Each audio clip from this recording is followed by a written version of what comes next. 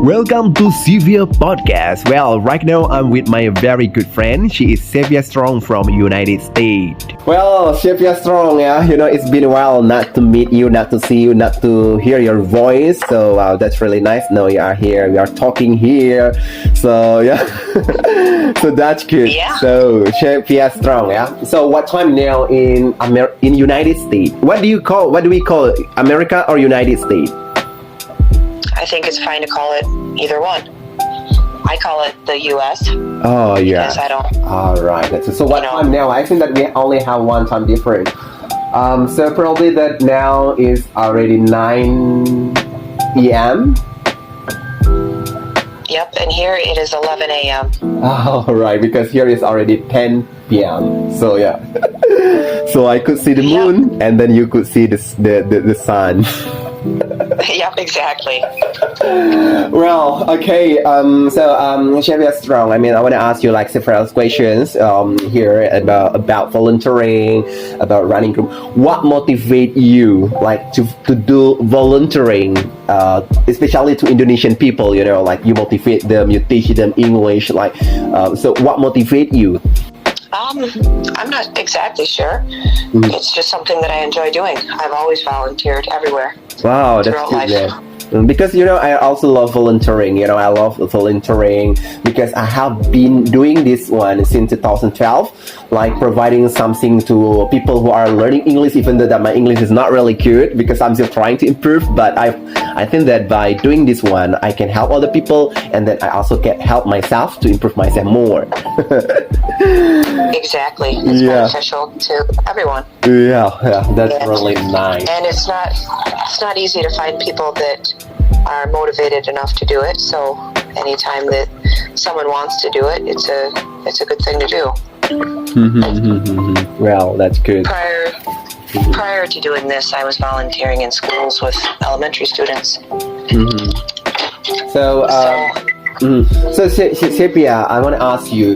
Actually, you are from United States, and then when you meet like Indonesian people, the way they write in English, what do you think about their English? In writing, because obviously it's because actually we have different culture, right? Especially for language, right? So you guys have your own style. Indonesian, they sometimes they bring their own style, like their Indonesian style in English. So of course, I think that you can distinguish. You can recognize it, like the differences between like Indonesian style and American style. Yep, you can recognize in writing a little bit of a difference because of the way the two languages are different. People try to directly translate their own language into another language, and it happens with everyone. So certain groups of people have the same common things that they do as a group. I don't think that it's anything that causes a big difficulty. It might be something that is always that way too. It might be something that might not be changeable. Just as if a group of people from the United States, when they learn another language, they kind of adapt it and make it their own, So talking in about speech, though, in speech, it's not so different because in the United States we're used to having a lot of people from other countries that actually live here. So it's not. I think some people think that they're really noticeable with their speech and they'll stay quiet. They won't talk. But honestly, if we're from the U.S., we're used to it. We hear people from every different country in the world talking every day. Our doctors and a lot of the people that live here are not native. And they still have their own accents, their own way of talking. So it's not anything that's strange for us. So, Shepia, actually you are from United States, and there are some accents, right, in United States. So when you meet like people from different places in America, so could you recognize them from their dialect? Sometimes we do, because they have accents that are, very similar to one another. For example, we've got a lot of people here from India, a lot of people here from China. So when we hear them speaking, we can hear their accent and kind of pinpoint where they originally came from. And that just comes from there being such a large population of those people and having exposure to it on a regular basis here. Well, all right. So, do you find any difficulties when you listen to Indonesian people talking English? Not usually. I think they do a pretty good job of speaking. There's other groups of people that are much more difficult to understand. Indonesian people don't seem to be so difficult for me to understand, at least. What about my English, I think you do fine. I can hear an accent, but I don't have any difficulty understanding what you're saying. So, to me, it is what it is. I have an accent, too. Native speakers in the U.S. all have their own accent as well. It just depends on which part of the country we're from. I might have trouble understanding a native that's from the southern part of the United States because of their accent. So it doesn't affect me, someone that comes from a different country, because I'm already used to even native accents. So Shepia, do you think that is really important to learn the accents? I don't think so at all. As long as we're understandable to one another, what do we care if we have an accent? It would be like me trying to change my accent for, to become someone like the people down in the South. To me, it's part of who we are. I was born and raised in the northern part of the country, so that's the accent I've got. It doesn't affect anything because we just have to listen a little more carefully sometimes, depending on where we're from, But that's okay. That's part of communication. Because actually the purpose of the language is to communicate each other, right? I mean, like, no matter your accent, how your accent sounds like, it doesn't really matter. Because the most important in speaking English is just to communicate, to make people understand what you are trying to say. It's like delivering the words. Yep, exactly. Doesn't matter how the words are delivered, as long as the two people communicating understand each other. That's all that's important. Wow, that's really nice. Okay, so Shepia's actually talking about English. Like English has like American English, British English, or Australian English. So, do you find any difficulties when you listen to like British English, like British accents? Do you find any difficulties? Yes, I do, occasionally. They also use different vocabulary sometimes as well. So when we're listening to someone from Britain or Australia, they will use vocabulary that we don't understand. So, for instance, I have a friend from Australia. She's been here for about 20 years. And she was once telling me about how she put her groceries in the boot. I had no idea what a boot on a car is. It happens to be the trunk. So, in those situations where we're using different vocabulary, I have to ask her what she's talking about. And the same thing with me when I say something, she doesn't recognize. So, it happens. Wow, that's cool. In Indonesia, we really need English because to get a better job. Because some companies, some of the requirements we have to be able to speak in English. Right. So next, talking about, do you think that can we write like native speaker?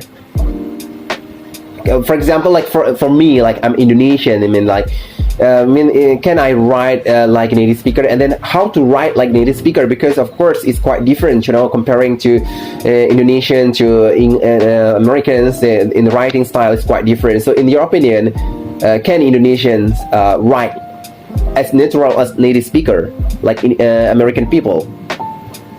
I think eventually they can if they stick with it.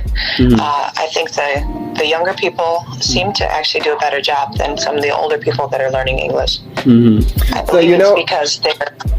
Robin? I believe it. Robin, no, yes. She speaks English very good, like native speaker. I'm just curious about how she learned it. Right, exactly. And it makes you wonder how it is that they're able to do that. I think it's because of the exposure that they have to all the different things that we need in order to learn a language.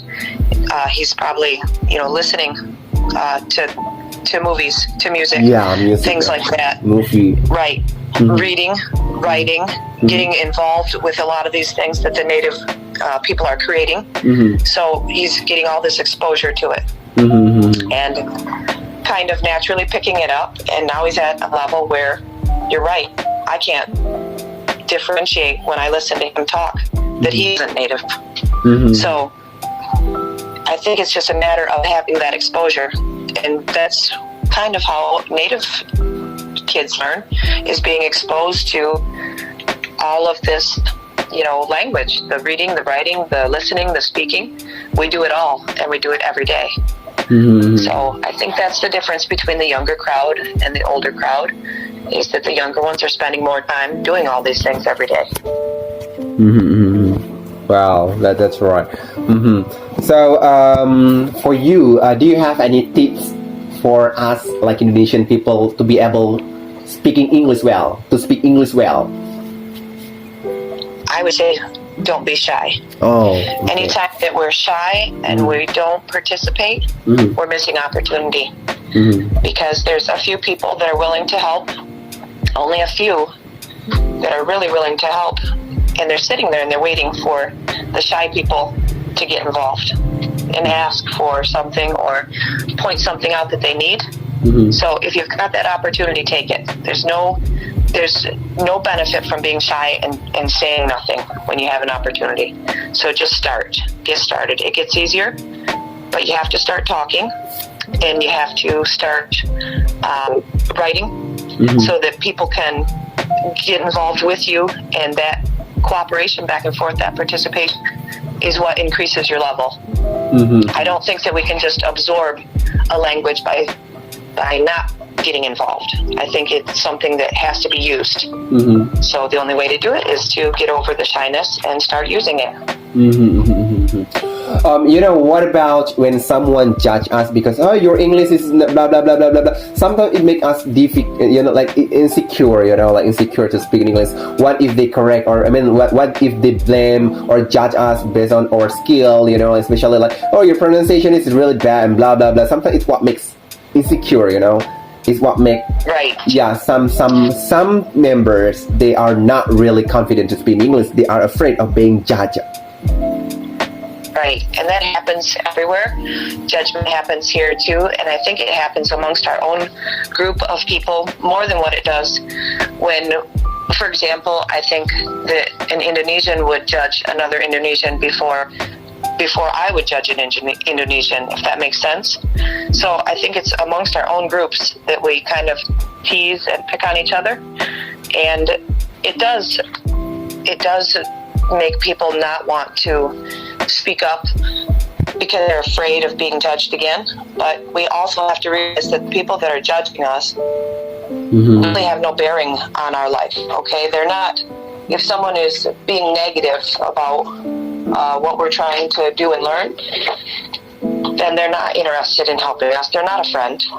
So get rid of that person. Just block them, or do what you can to avoid that person, because there's going to be a lot more people that are helpful than that one that's judging you and holding you back. Yeah. So what is in my community, in my group, like in my community, when some members, they are like not comfortable, or they feel not confident enough when they join our group call, especially when they find out like some member are really good at speaking, and then what make them not, I don't want to join the community because they speak English is really really good. So in your opinion, how should I motivate them? I'm not sure, because I have the same kind of difficulty. But I like to tell people that it's okay if you don't want to say anything and you want to just listen for now. And I also just continue to remind them that eventually we have to participate, because if we don't, we're stuck at the same level. We can't advance. And so I think in some of the groups that I've been in, it is helpful, because eventually people will say, say something or get involved, but there's still going to be a whole group of people that are just quiet. They are listening, they're learning. Occasionally I'll get a message from them outside of the group that says, hey, I really love all of the things that you guys talk about in the group, and I'm learning from it. And that's great. So they're just the silent members. They're learning something. They're just not advancing like we are. So we kind of have to let them be a little bit and just remind them that it's okay to get involved. So I guess for everyone, it's just going to be their own time if and when they get involved.